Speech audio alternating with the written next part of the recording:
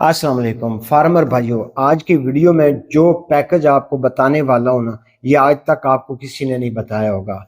आप एक मेहरबानी करें कि ये वीडियो आप पूरी आंखें खोल कर तवज्जो से गौर से सुने। अगर आपके पास घर वाले बैठे हैं, बच्चे बैठे हैं, या आप दोस्तों में बैठे हैं, या आप कहीं जा रहे हैं तो शोर है, तो बेशक इस वीडियो को रोक दें।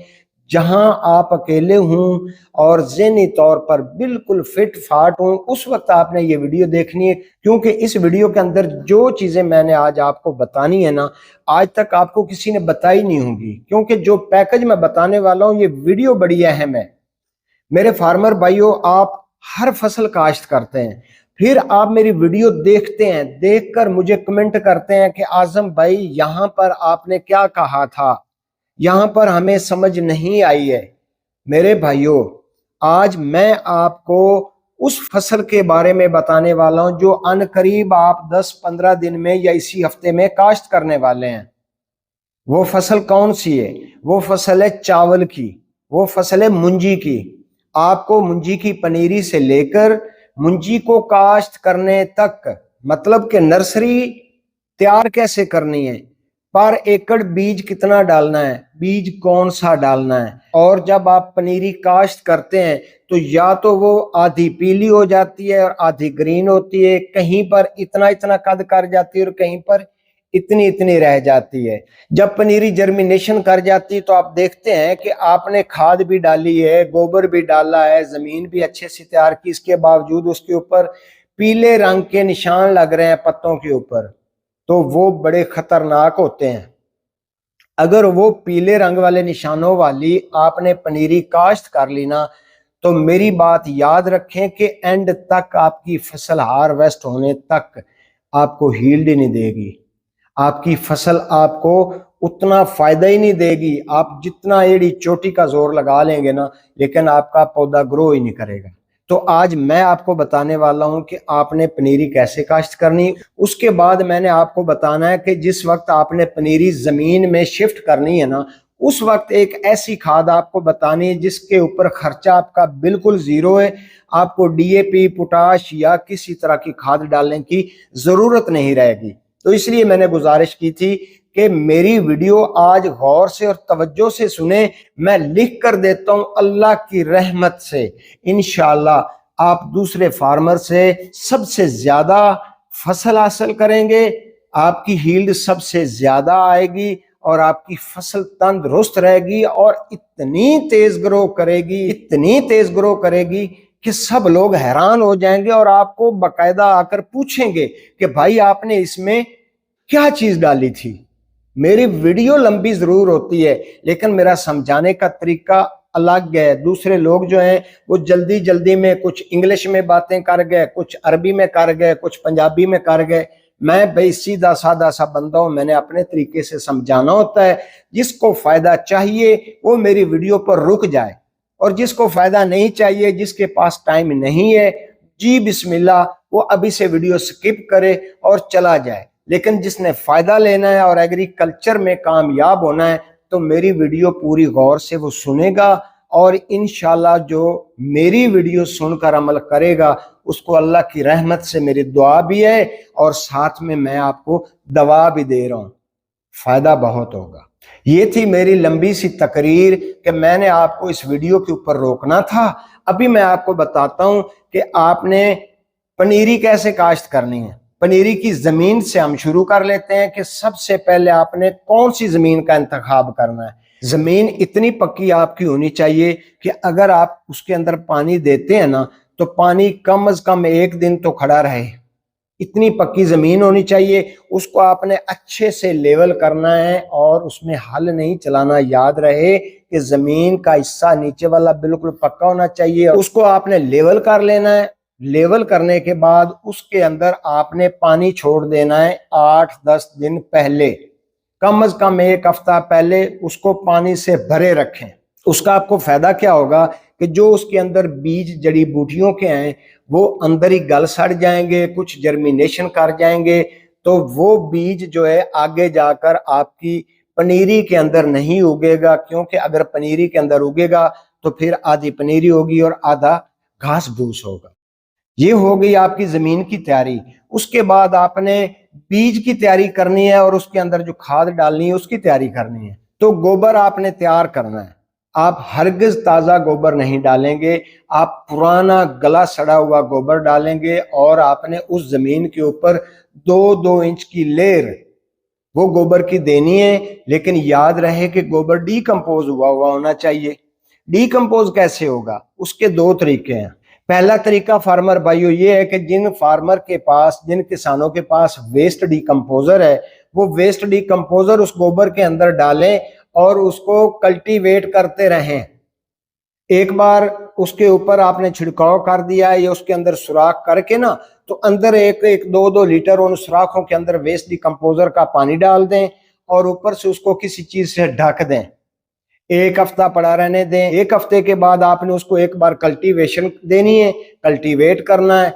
ऊपर वाला हिस्सा नीचे आ जाए, नीचे वाला ऊपर आ जाए, उसके बाद ऊपर से फिर ढक देना है। वो गोबर हो जाएगा डीकंपोज। उसके बाद वो गोबर लेकर आपने पूरी तह बिछा देनी है, जमीन के ऊपर पूरी लेयर बिछा देनी है 2-2 इंच मोटी।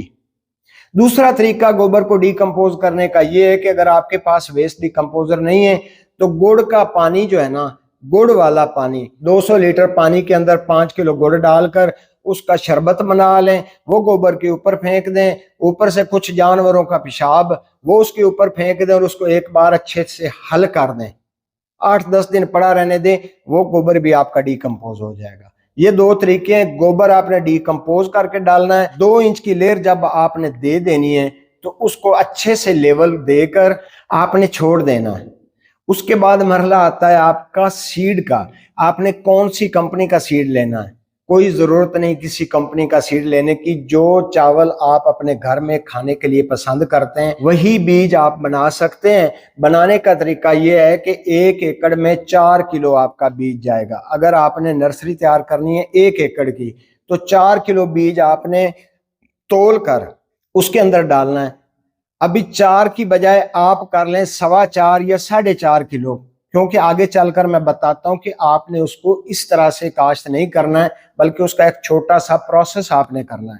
वो क्या करना है, आप वो बीज 4.25 किलो ले लेंगे और याद रहे कि थायोफेनेट मिथाइल लिख लें दवाई। दोबारा बता रहा हूं, या स्क्रीन के ऊपर लिखी हुई भी आपको नजर आ जाएगी। कोशिश करूंगा कि उसका कोई पिक्चर या उसका जो बैग है उसकी पिक्चर भी मैं ऊपर लगा दूं कि थायोफेनेट मिथाइल जो है वो आपने लेनी है। 1 लीटर के अंदर आपने 2 ग्राम थायोफेनेट मिथाइल डालना है।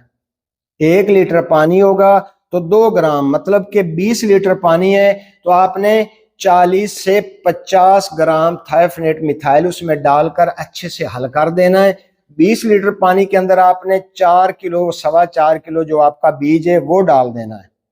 उसको अच्छे से डंडे से हिलाएंगे ना, तो जो आपका जिंदा बीज होगा, मोटा ताजा आपकी फसल के काबिल होगा, वो बैठ जाएगा नीचे और जो खराब और थोथ होगा वो ऊपर आ जाएगा। ऊपर वाला थोथ आपने छाननी की मदद से बाहर निकाल देना। जो बीज बैठ गया है उसको आपने 24 घंटे के लिए भीगे रहने देना है इसके अंदर। ये जो दवाई है इसके अंदर 24 घंटे तक आपका बीज पड़ा रहेगा। 24 घंटों के बाद आपने ये करना है कि एक बोरी ले लेनी है सेबों वाली, उसके ऊपर भी वही दवाई आपने छिड़काव कर लेना उस दवाई का, या उसको गीला कर लेना उसी दवाई की मदद से। उसको जमीन पर बिछाकर ऊपर से वो बीज निकाल कर उसके ऊपर आपने फैला देना है। एक बोरी और गीली करके उसके ऊपर दे देनी है। याद रहे कि उसी दवाई के अंदर वो बोरी भी आपने भिगो लेनी है। वो उस बीज के ऊपर देकर छांव में आपने पड़े रहने देना है 12 घंटे मजीद उसको, तो वो आपका बीज बेहतरीन जर्मिनेशन कर जाएगा। याद रहे कि इस तरह से अगर आप काश्त करेंगे ना, यकीन माने नज़ारे आ जाएंगे। जिस तरह से बता रहा हूँ वीडियो तवज्जो से सुनिएगा। वीडियो मैंने पहले भी कहा कि थोड़ी सी लंबी हो जाएगी, लेकिन ये मेरी मेहनत है, ये मेहनत मैं आपके लिए करता हूँ जी। तो 12 घंटे आपने बीज को फिर दे दिए, फिर आपने उसको आराम से सुकून से निकालना है और उसका छिड़काव कर देना है अपनी क्यारी में जहां पर आप नर्सरी उगाना चाहते हैं। याद रहे कि बीज के ऊपर बीज नहीं आना चाहिए।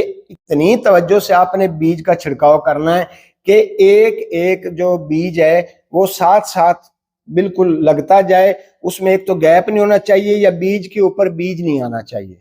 इस तरह से जर्मिनेशन में भी मसला आता है और बीज गलने और सड़ने का भी खदशा होता है। तो आपने बीज बिछा दिया, ऊपर से आपने हल्का सा छट्टा फिर गोबर का लगाना है, लेकिन याद रहे कि उस गोबर के अंदर आपने हल्का सा या तो बुरादा डाल लेना है, जो लकड़ी का बुरादा होता है वो उसमें मिक्स कर लेना है, या आपने बारीक वाली जो तूड़ी है ना वो उसके अंदर मिक्स करके ऊपर से उसका छट्टा लगा देना है। आधे इंच की लेयर, याद रहे कि आधे इंच की लेयर आपने ऊपर फिर लगा देनी है। फिर उसको हल्का सा आपने पानी लगा देना है, तो अल्लाह के सुपुर्द कर देना है। ये आपकी नर्सरी तैयार हो जाएगी और ये नर्सरी आपकी 20 से 25 दिन में रेडी हो जानी है। अभी 20-25 दिन आपके पास वक्त है। अगला हमारा काम होगा कि जब ये नर्सरी हमारी तैयार होगी तो हमने इसको शिफ्ट करना है खेत के अंदर। तो उससे पहले हमने खाद तैयार करनी है। वो खाद इसलिए हमने तैयार करनी है कि जिस वक्त हमने रफाड करना है, हम तो रफाड कहते हैं कि ज्यादा पानी खेत में जब छोड़कर तो फिर हम एक एक जो पौधा होता है ना वो लगाते हैं ना, तो वो हम उसको रफाड कहते हैं। मुझे नहीं इल्म कि आपके इलाकों में क्या उसको कहते हैं, बहरहाल मेरी बात करने का मकसद आपको समझ आ गया होगा। तो उसके लिए हमने जो फर्टिलाइजर तैयार करना है वो ऐसा फर्टिलाइजर तैयार हो कि जब हमने पनीरी काश्त करनी है उसकी जड़ें मजबूत हों, उनकी जड़ों को ताकत मिले। जब जड़ ज्यादा फैलेगी तो हमारा पौधा हेल्थी ज्यादा होगा, वो जमीन को नरम भी करेगी और जमीन के मसाम खोल कर उन जड़ों को खुराक जमीन से इतनी ज्यादा मुहैया करके पौधे को अता करेगी कि आपका पौधा लश ग्रीन भी रहेगा, एंड तक बीमारियों से भी महफूज रहेगा। अच्छा जी, तो आपने वो खाद तैयार करनी है। मैं काफी बार वो खाद का फार्मूला आप भाइयों को बता चुका हूं कि आपने चावल के लिए चावल की ही खाद तैयार करनी है। चावल की फसल के लिए चावलों की खीर से आपने वो खाद तैयार करनी। आप समझ गए होंगे कि मेरा इशारा किस तरफ है। जी हाँ, पर एकड़ 2 किलो चावल, 2 किलो चावल में आपने खीर तैयार करनी है, लेकिन दूध नहीं डालना। 2 किलो चावल के अंदर आपने 10 लीटर पानी डालकर उसको पकाना शुरू कर देना है। जब चावलों की खीर रेडी हो जाएगी उसको ठंडा होने के लिए छोड़ दें। उसके बाद आपने उसको कर लेना है ग्राइंड, जूसर मशीन में डालकर, जिसमें आप जूस बनाते हैं या मिल्क शेक बनाते हैं, उसके अंदर डालकर आपने अच्छे से उसका पेस्ट बना लेना है। वो पेस्ट आपका रेडी हो जाएगा। उसके बाद आपके पास पड़ा होगा वेस्ट डीकंपोजर, बिल्कुल तैयार शुदा। अगर तैयार नहीं होगा ना तो क्योंकि पनीरी आपकी तैयार होने में 20-25 दिन है ना, तो आप मेरे भाईजान वेस्ट डीकंपोजर तैयार कर सकते हैं। 5 से 6 दिन में वो तैयार हो जाता है। जिनको नहीं पता कैसे तैयार करना है उनके लिए मैं एंड पे कोई और हल बता दूंगा। ये उन फार्मर के लिए बता रहा हूं कि जिनके पास वेस्ट डीकंपोजर मौजूद हो। तो आपने 200 लीटर वेस्ट डीकंपोजर प्लास्टिक के ड्रम में रेडी तैयार हुआ हुआ डाल देना है। याद रहे कि इसके अंदर पानी नहीं डालना है, आपने सिर्फ वेस्ट डीकंपोजर डालना है। वेस्ट डीकंपोजर ड्रम में डालकर ऊपर से वो चावलों वाली खीर आपने डाल देनी है। ऊपर से 2 किलो गुड़ भी आपने कूट कर बारीक करके वो भी डालकर अच्छे से उसको हिला देना है। ऊपर से आपने हल्का सा कोई कपड़ा बांध देना है या ऊपर से काक दे देना है, छांव में रख देना है। सुबह शाम हिलाते रहना है। 2 वक्त उसको लकड़ी के डंडे की मदद से आपने हिलाते रहना है। 15 से 20 दिन में आपकी वो खाद भी तैयार हो जाएगी, उधर से आपकी वो पनीरी, आपकी नर्सरी वो भी तैयार हो जाएगी। तो आपने अभी रफाड करना है, यानी कि जमीन आप अच्छे से तैयार कर चुके हैं। जहां पर आपने मुंजी काश्त करनी है ना, तो वो 200 लीटर जो आपका खाद का फार्मूला तैयार हुआ पड़ा है ना, तो वो आपने पानी के साथ फ्लड कर देना है। जब आप फ्लड कर रहे हैं, फ्लड तैयार कर रहे हैं जहां पर आपने मुंजी काश्त करनी है, उसमें आपने वो भी चला देना है। तो आपका रफाड रेडी हो गया इधर से, उधर से आपकी पनीरी रेडी होगी। आपने अपने मजदूर लगाकर उसमें पनीरी काश्त कर देनी है। आपकी 1 एकड़ की मुंजी की फसल रेडी हो गई है। अभी आपकी फिक्र खत्म होगी। ये सोचें कि आपका इसमें खर्चा कितना आया है। सिर्फ थोड़ी सी सोच की जरूरत है, थोड़ी सी मेहनत की जरूरत है। जहां पर आपका 1 एकड़ पर मेरा अंदाजा है कि 50 से 60 हजार रुपया पाकिस्तानी रुपयों में खर्च होना था ना, वहां पे 2 से 4 हजार में आपका ये सारा काम हो जाना है। लेकिन फसल फसल आपकी ऐसी होगी कि लोग आकर पूछेंगे कि भाई आपने इसमें डाला क्या है। अच्छा जी, अभी आपकी फसल चल पड़ी है, फिर आपने इसको अपने हिसाब से पानी देते रहना है। याद रहे, पानी आपने उसका टूटने नहीं देना, मतलब कि उसका पानी सूखने नहीं देना है। पानी से उसको भर के रखना है। कब तक? जब तक कि वो बूटा ना मार जाए, जब तक एक तीले के 6-7 तीले ना बन जाएं, जब तक कि एक पौधे के 6-7 पौधे ना बन जाएं, तब तक आपने इसको पानी देते रहना है, पानी कम नहीं होने देना। अगली खाद जो इसमें डालनी है वो मैं आपको अगली वीडियो में बताऊंगा। याद रहे कि चैनल को कर लें सब्सक्राइब, क्योंकि मैंने आपको अपने तरीके से चलाना है और आप इंशाल्लाह अपनी फसल से सबसे ज्यादा फायदा हासिल करेंगे, सबसे ज्यादा यील्ड हासिल करेंगे। तो अगली वीडियो में मैं आपको बताऊंगा कि 20-25 दिन जब आपकी फसल को हो जाएंगे तो फिर आपने ऊपर से कौन सी खाद डालनी है और स्प्रे बताऊंगा कि वो कौन सी आपने करनी है। ये 2 आपने अमल करने हैं, इंशाल्लाह आगे चलते जाएंगे। आपकी फसल हार्वेस्ट होने तक आपका भाई राया आज़म आपके साथ है। उम्मीद करता हूं कि आज का व्लॉग पसंद आया होगा। अगली वीडियो तक अपनी सेहत का ख्याल रखें और अपने इस चैनल का भी। अल्लाह हाफिज।